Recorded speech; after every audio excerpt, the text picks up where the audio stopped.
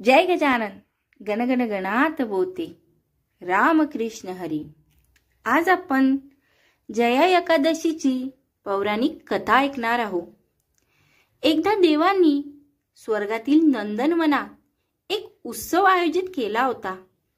या उत्सवात सर्व ऋषीमुनींनाही आमंत्रित करण्यात आले होते।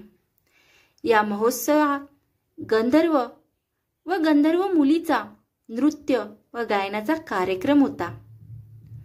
उत्सवात दरम्यान अचानक पुष्पवती नावाच्या नर्तिकेची मल्यवान नावाच्या गंधर्वावर नजर पडली आणि तिला तो आवडला। यानंतर दोघेही एकमेकांकडे पाहू लागले। पुष्पवती आणि मल्यवान एकमेकाकडे बघण्यास इतके तल्लीन झाले होते की आपण उत्सवात उपस्थित आहोत हे त्यांच्या लक्षातही आले नाही आणि दोघेही आपली मर्यादा ओलांडून जवळ आले। हे पाहून सोयात उपस्थित असलेले सर्वच अस्वस्थ झाले। यानंतर इंद्रदेवाने पुष्पवती आणि मल्यवान यांना शाप दिला की ते पिशाच जगात भटकतील आणि आतापासून त्यांना स्वर्गात स्थान मिळणार नाही। यानंतर ते दोघेही मोक्ष शोधण्यासाठी हिमालय पर्वत रांगामध्ये पिशाच्यांच्या रूपात भटकू लागले।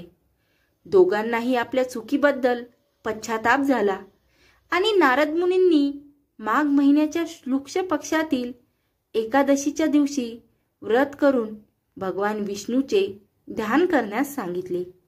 हे त्यांना पिशाच योनीतून मुक्त करेल।